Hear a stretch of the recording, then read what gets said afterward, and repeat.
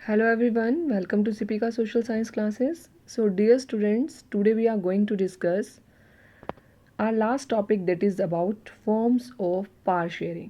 Student ये आज की हमारी इस चैप्टर की लास्ट वीडियो है। हमारा चैप्टर है पावर शेयरिंग।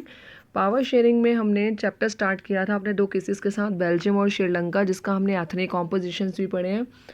और फिर बेल्जियम और श्रीलंका ने कैसे कैसे प्रॉब्लम को अपनी सॉल्व किया, जिसमें हमने वेजिटेरियनिज्म ऑफ श्रीलंका और एकोमोडेशन अडॉप्टेड बाय बेल्जियम वो डिस्कस किया।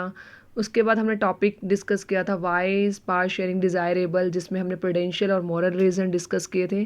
और आज का ही हमारा लास्ट लेक्चर है इस चैप्टर का, that is about forms of power sharing, कि पावर शेयरिंग की क्या क्या फॉर्म्स हैं। You know that we people are living in a democracy और people are the source of all political power. सारी की सारी जो पॉलिटिकल पावर है उसका सोर्स कौन है? पीपल है। So in a democracy political power should be distributed among as many citizens as possible. तो पावर जो शेयर होगी वो किसके बीच में शेयर होगी? सिटीजन्स के बीच में होगी। आप देखो हमारी जो कंट्री है वो एक कंट्री में अगर एक हेड है, अगर उसके हाथ में सारी पावर है तो कहीं ना कहीं सिचुएशन प्रॉब्लमेटिक हो जाती है। जैसे कि हमने श्रीलंका में पढ़ा था कि उसमें डाइवर्सिटी तो थी, पर डाइवर्सिटी में उसने सिर्फ मेजॉरिटी की तरफ ध्यान दिया, माइनॉरिटी की तरफ ध्यान नहीं दिया, जिसकी वजह से वहाँ पर सिविल वॉर हुआ। तो इसलिए ये एक बेटर तरीका है कंट्री को चलाने का, ताकि कंट्री में सिविल वॉर जैसी सिचुएशन ना आए। तो उससे अच्छा है कि पावर को शेयर कर दिया जाए डिफरेंट डिफरेंट पीपल में, ताकि वो आसानी से और अच्छे तरीके से कंट्री को रन कर सके। तो हमने पावर को शेयर किया है 4 टाइप से। एक एक करके हम डिस्कस करेंगे। नंबर 1 है power sharing among different organs of government. अब देखिए स्टूडेंट्स, ये जो पावर शेयरिंग हुई है वो पावर शेयर हुई है ऑर्गन्स में। अब अगर मैं बॉडी के ऑर्गन देखूँ तो सारे के सारे ऑर्गन इंपॉर्टेंट है, ठीक है। मतलब अभी गवर्नमेंट से रिलेटेड नहीं कर रहे, अपनी बॉडी में देखें। जैसे जो भी ऑर्गन है, हैंड है, माउथ है, तो जितने भी ऑर्गन्स हैं सबकी अपनी एक इम्पॉर्टेंस है और सबका अपना अपना वर्क है, वो अपने तरीके से वर्क करते हैं। तो इसी तरह ऑर्गन्स ऑफ गवर्नमेंट क्या हैं? Legislature, executive and judiciary. Legislature मतलब जो लॉ बनाती है, एग्जीक्यूटिव जो एग्जीक्यूट कराता है, जुडिशरी मतलब जो लॉ एंड ऑर्डर को देखता है। इस पावर शेयरिंग को हम हॉरिजॉन्टल डिस्ट्रीब्यूशन ऑफ पावर भी बोलते हैं। हॉरिजॉन्टल डिस्ट्रीब्यूशन ऑफ पावर का मतलब होती है ऐसी सीधी लाइन, जैसे मैंने आपको यहाँ पर शो किया है कि लेजिस्लेचर है और एग्जीक्यूटिव है और जुडिशरी है, तीनों सेम लेवल पर हैं। तीनों सेम लेवल का मतलब है कि कोई भी ऐसा नहीं है जिसके पास ज़्यादा पावर हो। Different organs of government placed at the same level to exercise different powers. तो इट मीन्स है इनको अलग अलग पावर दी गई है। तो ये सेपरेशन इसलिए किया गया है which ensures that none of the organ can exercise unlimited power. सबके पास अपनी अपनी पावर है। लेजिस्लेचर अब अपना लॉ बनाएगा, जो लॉ बना है एग्जीक्यूटिव उसको एग्जीक्यूट कराएगा, और जो जुडिशरी है वो लॉ एंड ऑर्डर के अकॉर्डिंग देखेगा कि उस लॉ को कैसे मेंटेन करना है। तो अब इसमें लिखा है all the organs at the same level to exercise different power. अब इसको बोलते हैं हम system of check and balance. अब आप कहेंगे चेक और बैलेंस कैसे हो जाएगा? क्योंकि ऑटोमेटिकली जैसे जजेस हैं, जजेस को किसने अपॉइंट किया? एग्जीक्यूटिव उनको अपॉइंट करते हैं। पर जजेस जब अपॉइंट हो जाते हैं तो वो फंक्शनिंग किसकी चेक करते हैं? एग्जीक्यूटिव की, कि उसने उस कैसे एग्जीक्यूट किया उस लॉ को। और लेजिस्लेचर की भी करते हैं कि उन्होंने उन लॉ कैसे बनाया, कि वो एग्जीक्यूट होने के बाद क्या उसमें लॉ एंड ऑर्डर लग सकता है या नहीं लग सकता। क्योंकि देखो अब लॉ बन चुका है, लॉ बनने के बाद एग्जीक्यूट करने वाले ने एग्जीक्यूट करा दिया। अब जुडिशरी के पास है, जुडिशरी ये सोच रहे है कि इसके ऊपर लॉ एंड ऑर्डर कैसे बनेगा, मैं इसको कैसे अप्लाई करवा दूँ। तो उसको प्रॉब्लम्स आ रही है, तो दोबारा से किसके पास जाएगा? एग्जीक्यूटिव के पास जाएगा। एग्जीक्यूटिव को समझ नहीं आएगी तो दोबारा किसके पास जाएगा? लेजिस्लेचर के पास जाएगा। तो ये एक दूसरे के काम में इंटरफेरेंस नहीं कर रहे हैं, क्योंकि इंटरफेरेंस करने से काम नहीं होगा। इन्होंने एक दूसरे ऑटोमेटिकली ये चेक हो चुका है। क्योंकि आप देखो जब नीचे से हम कोई सम सॉल्व कर रहे हैं, अगर उसका नीचे से आंसर गलत आ रहा है तो ऑटोमेटिकली हमें कहाँ उससे पहले वाला स्टेप देखना पड़ेगा। वहाँ समझ नहीं आ रही तो उससे पहले वाले स्टेप में देखना पड़ेगा। तो ऑटोमेटिकली तीनों का प्रोसीजर क्या हो जाता है? चेक हो जाता है। इसलिए हम इस सिस्टम को बोलते हैं चेक्स एंड बैलेंस।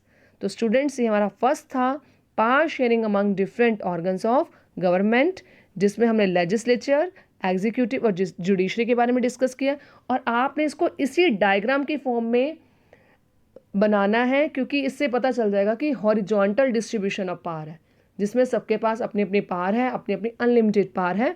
कोई किसी की पावर में इंटरफेरेंस तो नहीं करेगा, पर ऑटोमेटिकली ये एक दूसरे की पावर क्या हो जाती है, चेक हो जाती है।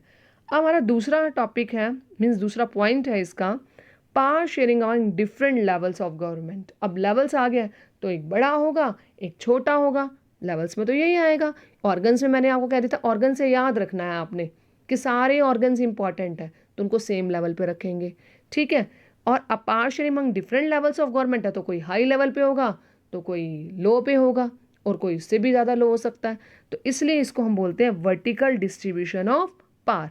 वर्टिकल डिस्ट्रीब्यूशन ऑफ पावर में क्या किया हमने, पावर को डिवाइड किया है सेंट्रल गवर्नमेंट, स्टेट गवर्नमेंट और लोकल गवर्नमेंट। जो एंटायर कंट्री की गवर्नमेंट होगी, पूरी एंटायर कंट्री को जो करेगी वो हो जाएगी हमारी सेंट्रल गवर्नमेंट। उसको हम फेडरल गवर्नमेंट भी बोल सकते हैं, क्योंकि फेडरलिज्म का मतलब यही होता है when power is taken from central government given to the state and then local government. जब हम एक सेंट्रल पावर से पावर लेकर बाकी यूनिट्स में डिवाइड कर देते हैं, उसके कॉन्स्टिट्यूएंट यूनिट्स में डिवाइड कर देते हैं, तो उसको फेडरल गवर्नमेंट ही बोलते हैं।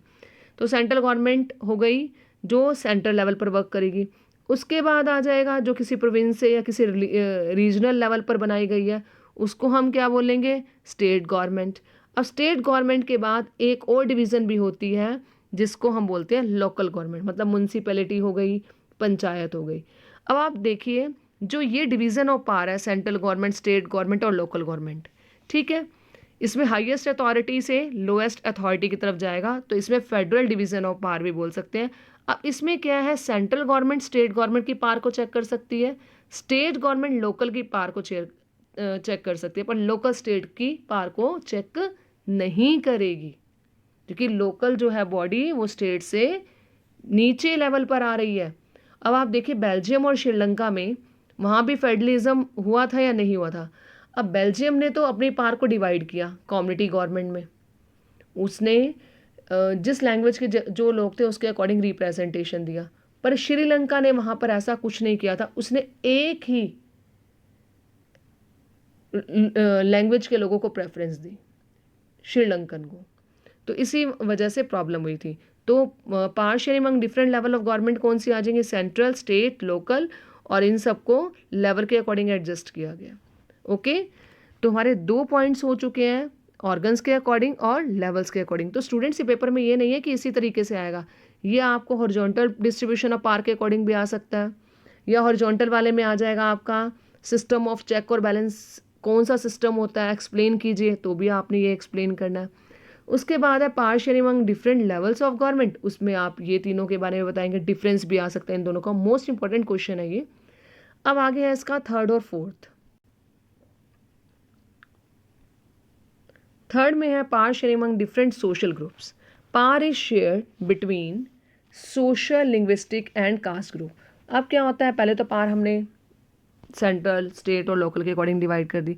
अब क्या जितने जितने सोशल ग्रुप्स होंगे, सोशल ग्रुप्स मतलब जैसे डिफरेंट रिलीजन के लोग होंगे, डिफरेंट लैंग्वेज को बोलने वाले होंगे, डिफरेंट रीजन के लोग होंगे, डिफरेंट कल्चर के लोग होंगे, तो उसमें एक गवर्नमेंट बना दी जाती है, कम्युनिटी गवर्नमेंट। इसमें क्या होता है कि वो इसको आसानी से अंडरस्टैंड कर सकते हैं। जैसे बेल्जियम में हुआ था, उसने कम्युनिटी गवर्नमेंट लैंग्वेज के बिहाफ पर बना दी थी, हर लैंग्वेज का अलग अलग लीडर बना दिया ताकि वो अपनी प्रॉब्लम्स वहाँ पर बेस्ट लेवल पर सॉर्ट आउट करा सके। अब देखा जाए तो इंडिया में क्या है, माइनॉरिटीज़ हैं, किसकी है, ओबीसी की है, एससी की है, एसटी की है। अब इनको क्या देना, इक्वल रिप्रेजेंटेशन देना, तो इनकी सीट क्या कर दी जाती है, रिजर्व कर दी जाती है, ताकि इनको भी इक्वल रिप्रेजेंटेशन मिल सके, इनका भी सोसाइटी में कहीं ना कहीं नेम हो, रिप्रेजेंटेशन हो। तो इस तरह से पावर शेयरिंग कर दी जाती है डिफरेंट सोशल ग्रुप्स में। और अगर बेल्जियम की बात करें तो वहाँ पर क्या बनी हुई थी, कम्युनिटी गवर्नमेंट।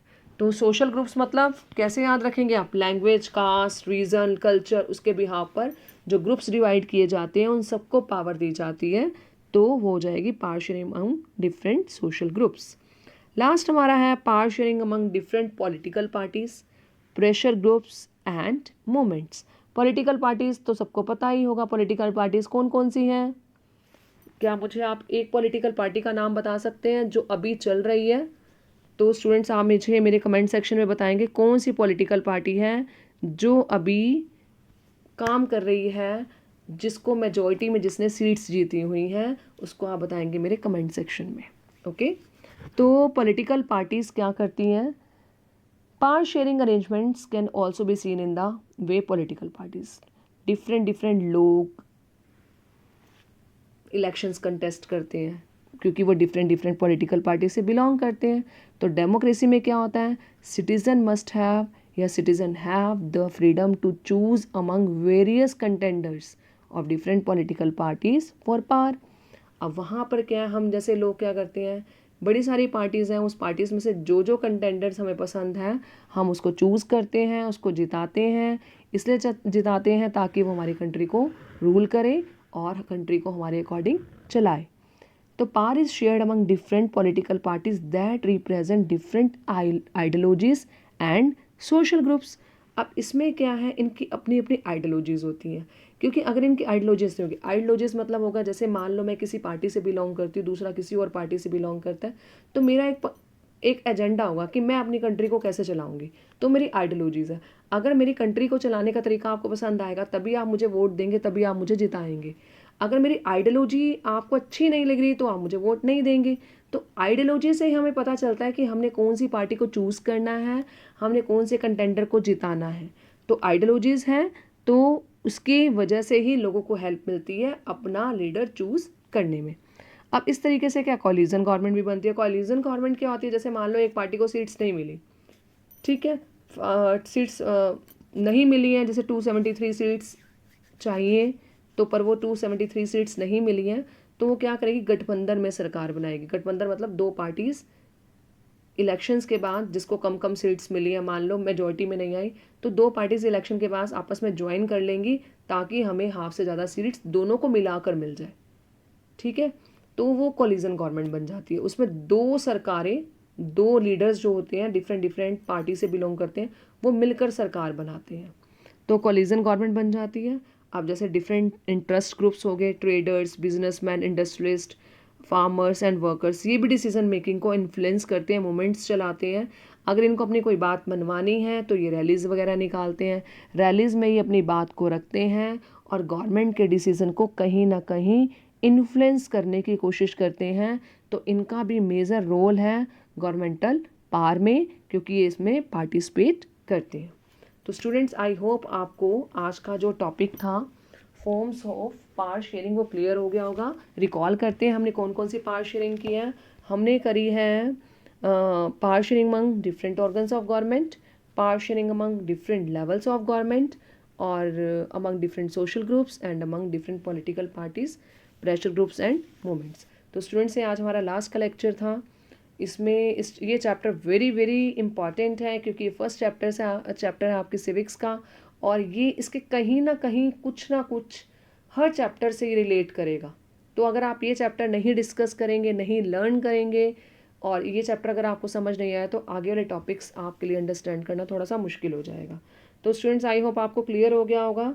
अगर आप चाहते हैं कि मैं इंपॉर्टेंट क्वेश्चन की एक वीडियो बनाऊं जिसमें मैं सारे क्वेश्चंस एक्सप्लेन करूं आपको दोबारा से, एक छोटी सी वीडियो, तो प्लीज़ आप मेरे कमेंट सेक्शन में मुझे मैसेज कर दीजिएगा ताकि मैं एक एक्स्ट्रा वीडियो आपके लिए बना सकूं जिसमें हम सारे क्वेश्चंस डिस्कस कर सकें। Okay students, thank you.